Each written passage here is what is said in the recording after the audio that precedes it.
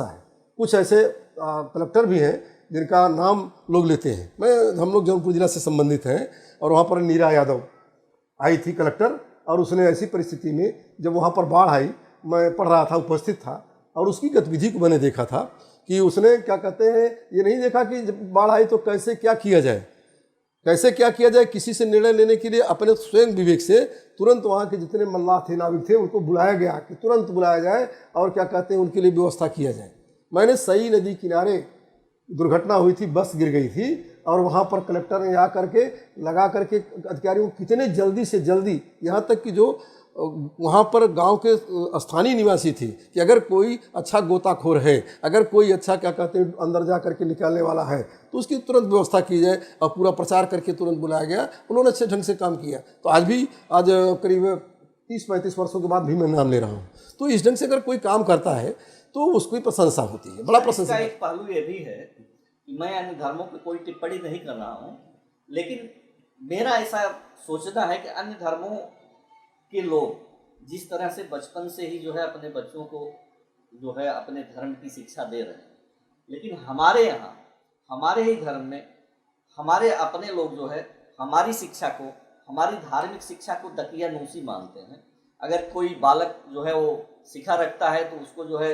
उसका उपहास उड़ाया जाएगा, अगर कोई यज्ञोपवीत जनेऊ धारण करता है तो उसका उपहास उड़ाया जाएगा, जबकि ये भी एक संस्कार थे। और इन संस्कारों के विलुप्त होने के कारण कहीं न कहीं हम स्वयं, तो क्या ऐसा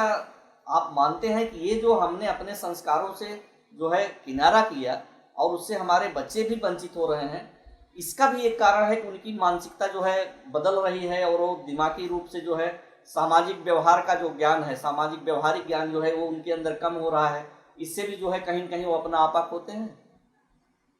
निश्चित रूप से यदि शिक्षा पर धर्म का प्रभाव, संस्कारों का प्रभाव रहे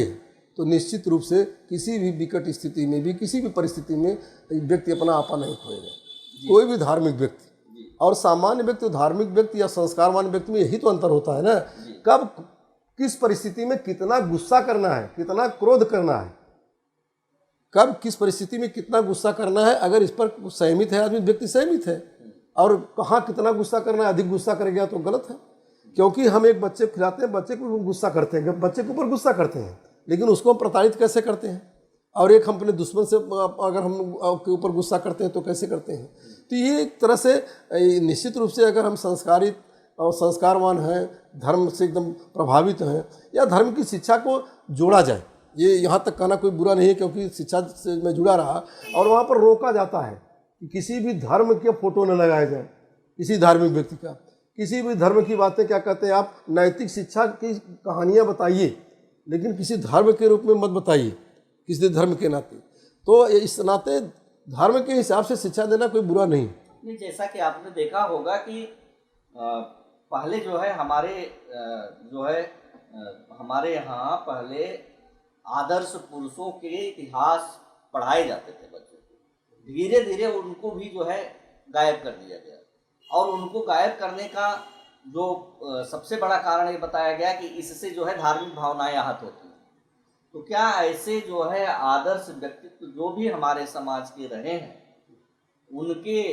जीवनी को फिर से जो है शिक्षा पद्धति में शामिल करना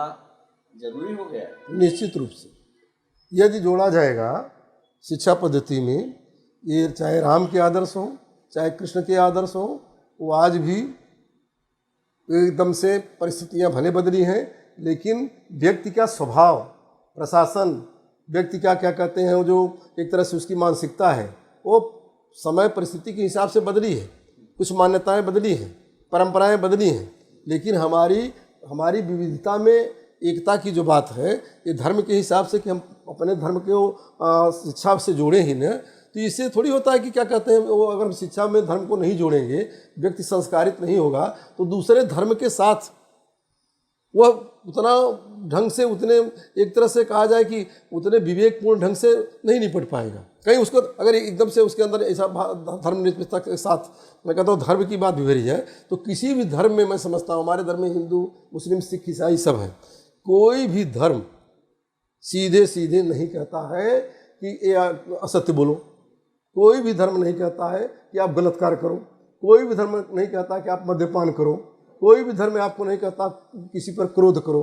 कोई भी धर्म किसी को प्रताड़ित करो। तो सारी बातें तो हर धर्म में हैं। तो जब ये सारी बातें हैं तो उसमें जो हिंदू संस्कृति हमारी सनातन संस्कृति है, सबसे प्राचीन संस्कृति है, इसकी मान्यताओं को बढ़ाया जाए, हटाने की कोई बात नहीं। कोई बात धर्म के नाम पर अब राम और कृष्ण को पाठ से हटा दिया जाए। जिस प्रकार से हम महाराणा प्रताप को पढ़ते हैं, जिस प्रकार से हम क्या कहते हैं अब अकबर द ग्रेट पढ़ते हैं, अकबर द ग्रेट हम पढ़ेंगे, सिकंदर द ग्रेट पढ़ेंगे, हम उनको ग्रेट अगर मानकर चलेंगे तो हमारे देश की संस्कृति, परंपरा और हमारे देश की क्या शासन व्यवस्था परिस्थितियों के हिसाब से नहीं चल पाएंगे। इसका उत्तरदायी आप किसे मानते हैं? खाली सरकारें उत्तरदायी हैं इसके लिए, या परिवार भी जो है बच्चों को संस्कार विहीन करने का एक उत्तरदायी है?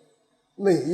ये तो दोनों उत्तरदायी है, क्योंकि पहले परिवार के सदस्य, बड़े सदस्य जितना बच्चों को कहानियाँ बताते थे, धर्म की बात बताते थे, अपने कुल खानदान धर्म के विषय में बताते थे, आज नहीं बता रहे हैं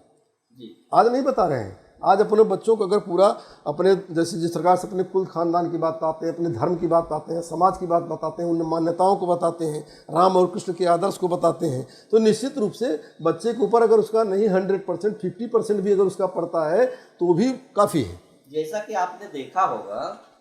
कि हम अपने संस्कारों से किस कदर वंचित थे। योग से जब योगा हो गया तो दुनिया ने अपनाने शुरू कर दिया। हमारे यहाँ हल्दी और दूध की परंपरा रही है। किसी को भी सर्दी, खांसी, जुकाम, बुखार हो जाता था, सीधी सी बातें कहा जाता था कि इनको दूध में हल्दी मिला के दे दीजिए या अदरक और शहद मिला के दे दीजिए। वो चीज़ें जब हमारे यहाँ से बाहर जा रही हैं, जैसे विदेशों में आजकल जो है दूध में हल्दी मिला के वो लाटा के नाम से कुछ बेचा जाता है, तो लोग उसको बड़े ताव से अपनाते हैं और इसके करोड़ों के व्यापार हो रहे हैं। और जब हम हल्दी और दूध कहते हैं तो उसको लेना लोग अपमान समझते हैं, बोलेंगे एक कोरेक्स की शीशी ले लो, एक ये जो है ये सिरप ले लो, ये सिरप ले लो, आराम हो जाएगा। तो कहीं न कहीं हमने जिस तरह से अपने संस्कारों की तिलांजलि दी, तो इसी तरह से शिक्षा पद्धति में भी जो है उसके उत्तरदायी हम ही हैं, जो परिवार से लेके, समाज से लेके हमने सामाजिक शिक्षा से, व्यवहारिक शिक्षा से जो बच्चों को वंचित रखा है, ये सबसे बड़ा कारण माना जाए। इसमें परिवार भी जिम्मेदार है, समाज भी जिम्मेदार है और शिक्षा पद्धति सबसे ज़्यादा जिम्मेदार है। तो इसलिए कुल मिलाकर आप क्या कहना चाहेंगे कि किस तरह की शिक्षा पद्धति हो, किस तरह की जो है हमारे व्यवहारिक ज्ञान की पद्धति हो, सिलेबस में कैसे शामिल किए जाए ताकि बच्चों को जो है संस्कार विहीन शिक्षा न मिले, और अगर ऐसी विषम परिस्थितियों में आने के बाद भी ऐसे मुद्दों को वो आसानी से जो है हल कर सकें, ऐसी समस्याओं से निपट सकें। तिवारी जी, मेरी समझ में ये आता है कि कुल मिलाकर के शिक्षा पद्धति में जिस प्रकार से और विषय हिंदी, अंग्रेजी, समाजशास्त्र सब है, उसी तरह से किसी भी छात्र के लिए नैतिक शिक्षा, संस्कारों की शिक्षा को उसको सिलेबस से जोड़ करके और इसके व्यवहार पर भी नंबर दिया जाए। जो नंबर दिए जाते हैं तो केवल उसको नैतिक शिक्षा बता दी जाती है, लेकिन उस पर भी मार्किंग होनी चाहिए, ग्रेड में उसको भी शामिल किया जाना चाहिए, जिससे लड़का जो पढ़ रहा है वह कितना संस्कारवान है, वह कितना नीतिवान है, ये वो क्या कहते हैं, कितना धार्मिक है, कितना उसका क्या कहते हैं व्यवहार संस्कार अच्छा है, कितने शिष्टाचार से पेश आता है, इस पर भी मार्किंग हो। तो एक विद्यालयों में जो चरित्र का प्रमाण पत्र दिया जाता है, इसका मतलब चरित्र का प्रमाण पत्र दिया जाता है, अनौपचारिक रूप से बात छात्रों को बताया जाता है, एक अनौपचारिक विषय के रूप से, अनौपचारिक रूप से वो क्या कहते हैं बताया जाता है। औपचारिक रूप से यदि उस पर मार्किंग की जाए और ये भी एक विषय बनाया जाए तो थोड़ा दबाव बढ़ेगा और उससे मालूम पड़ जाएगा कि छात्र अगर वो बहुत पढ़ने में तेज है, ठीक है, मार्किंग उसकी अच्छी है, वो टॉपर है, लेकिन यदि उसका संस्कार अच्छा नहीं है तो उसको अगर सब हम सारे नंबर आते हैं प्राइमरी से लेकर सेकेंडरी से लेकर के कॉलेज तक, तो कम से कम ऐसे लोगों को ठीक है उस ढंग के कार्य दिए जाएंगे। लेकिन ये जो बड़े पोस्ट हैं उस पर इस विषय पर भी पाए हुए मार्किंग का असर होना चाहिए, संस्कारों का। तो दोस्तों, जैसा कि अभी आप राम सिंह जी को सुन रहे थे, मैं ये कहना चाहूँगा कि हमारे यहाँ समस्त भाषाओं की, दुनिया की समस्त भाषाओं की जननी हम संस्कृत को मानते हैं, और संस्कृत यानी कि परिमार्जित वैदिक ज्ञान की वह परंपरा जिससे हम कोसों दूर हो गए, आज जो है संस्कृत और संस्कारों की शिक्षा ग्रहण करने में लोगों को शर्म महसूस होती है। तो आइए हम एक बार पुनः अपनी वैदिक संस्कृति की तरफ लौटें, ताकि संस्कृत और संस्कारों से सज्जित शिक्षा आदमी को व्यवहारिक ज्ञान दे सके, जिससे समाज में ऐसी विषम परिस्थितियों के उत्पन्न होने पर भी ऐसे मुद्दों को आसानी से सुलझाया जा सके। धन्यवाद।